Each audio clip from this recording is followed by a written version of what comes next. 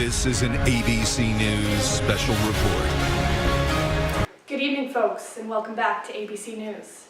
Tonight, we bring you a special report on racism and national rhetoric in participatory media. We've been seeing a great rise in the use of participatory media on sites such as Reddit. And tonight, we have a special guest from the University of Toronto, Dr. Robert Topinka, who has done some research into the prevalence of racism and national rhetoric on these sites. And from the University of Victoria, we have undergraduate student in the Political Science Department, Rachel McMillan, who's going to be discussing with us her group's replication study of Topinka's original findings. So let's get into that interview. I'm going to send it over to Alicia, our correspondent for the day.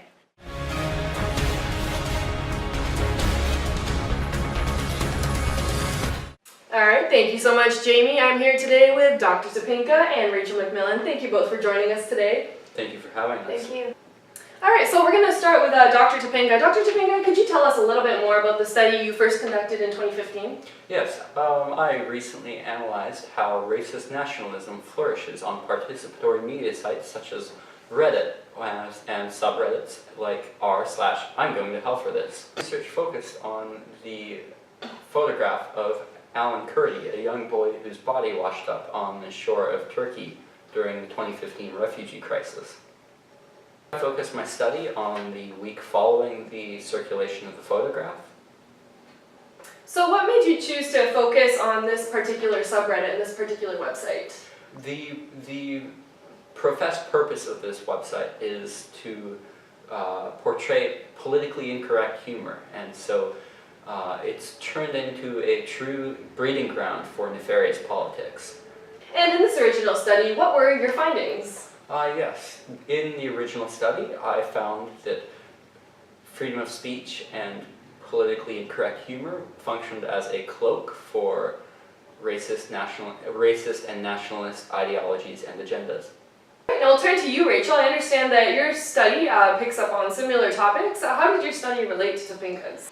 Yeah, so me and my undergraduate research team were very inspired when we first read Topinka's work. We were particularly interested in seeing how these nationalist and racist rhetorics that he describes continue to flourish on participatory media today, especially in light of the current political climate and the election of Donald Trump. So I understand both of your studies use similar methodologies. Could you tell me a little bit more about the methods you used in your studies, Dr. Topinka? Yes. I analyzed all posts following the first circulation of Alan Kurdi's image. The posts were analyzed using semiotic content analysis and were then assigned theme codes and organized into themes. The most common themes being pedophilia and racist nationalism.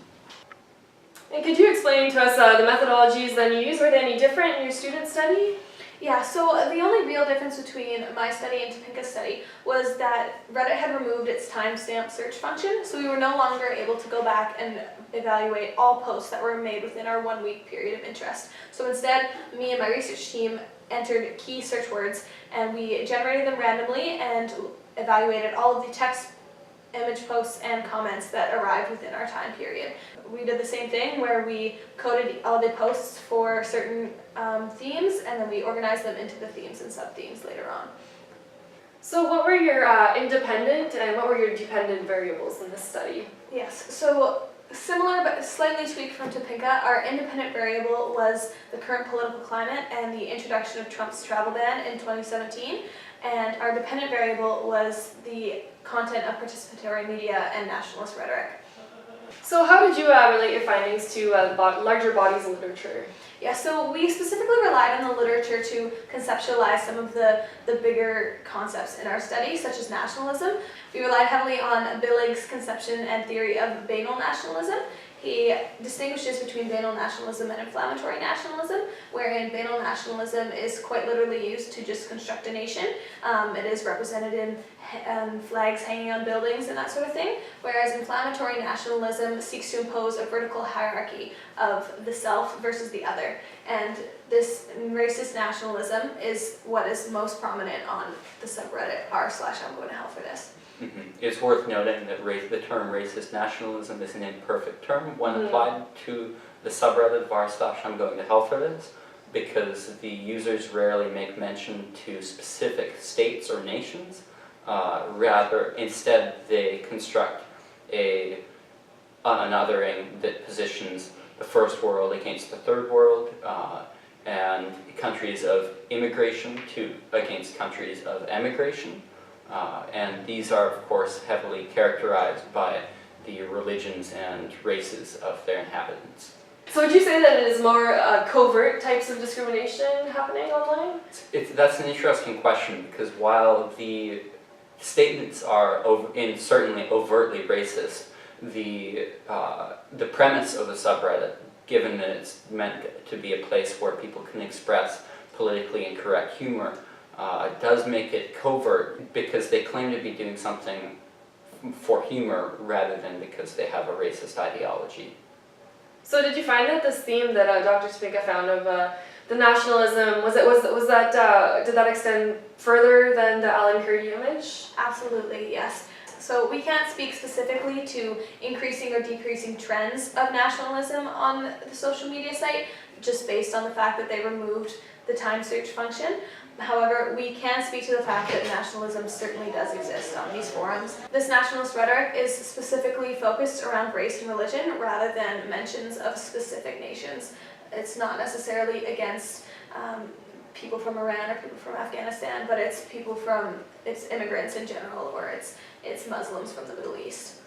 Well, those are some very interesting findings. I want to thank both of you for speaking with me today. I really appreciate it. And back to you, Jamie. Thanks so much for that, Alicia. And thank you to Robert Topinka and Rachel McMillan for joining us today for this special report. Signing off, this is Jamie McMurdo with ABC News. Have a great afternoon. This has been a special report from ABC News.